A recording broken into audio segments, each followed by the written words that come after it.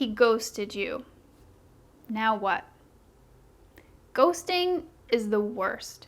It's becoming one of those things that's just everywhere. In this age of dating where we are on our phones swiping, it's awful.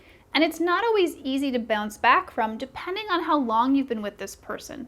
So today I have 4 steps to help you move forward after someone ghosts you. Step number 1 is to let yourself feel whatever emotions you're feeling. Don't pressure yourself to be cool with it or to just not care about it at all.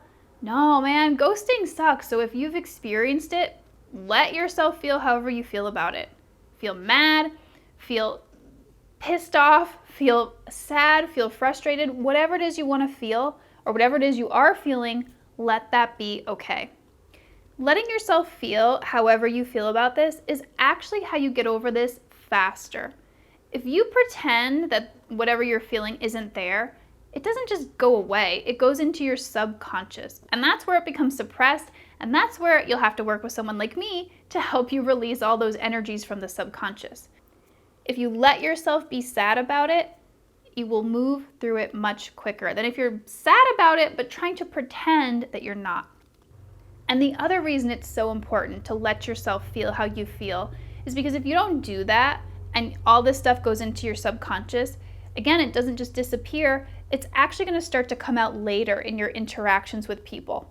Like maybe you'll have some resentment and that'll come out when you're messaging other guys because you're thinking, oh, they're just going to ghost me. So you have to let yourself feel how you feel so that you don't just build up all that stuff and then it comes out when you're dealing with people in the future.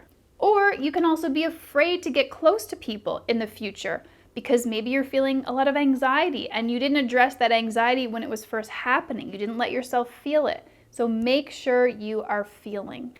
Step number 2 is to understand that ghosting, not saying anything, is communicating a very clear message.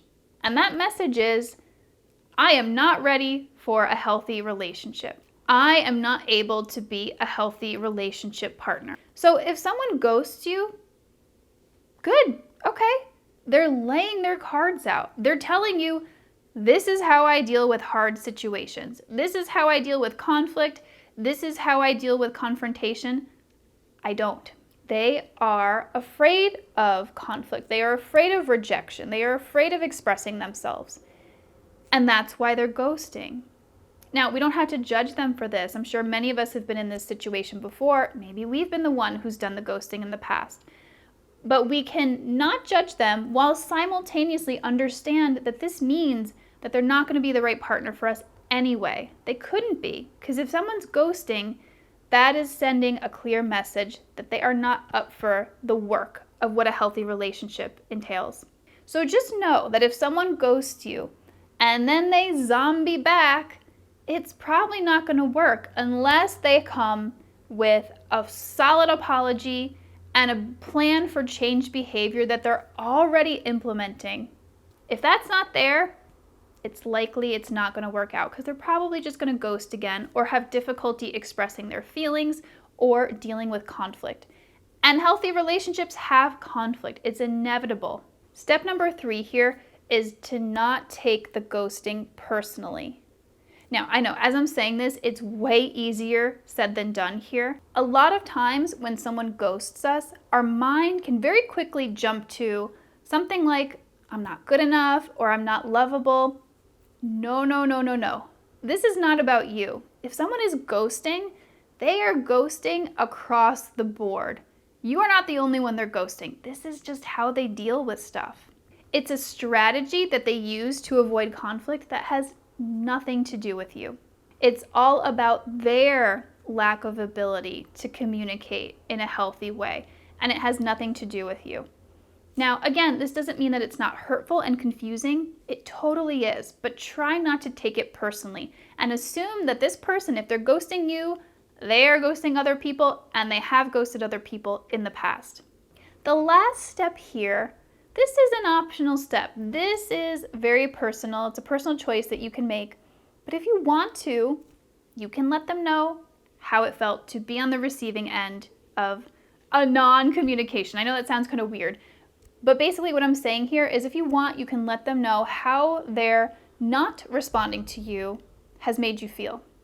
Again, this isn't a hard and fast rule I have. It is a personal choice. But if it would feel good to do this, then this is a step you can take. If you've been dating someone for weeks or even months, and then they ghost you out of the blue, you're gonna have some questions.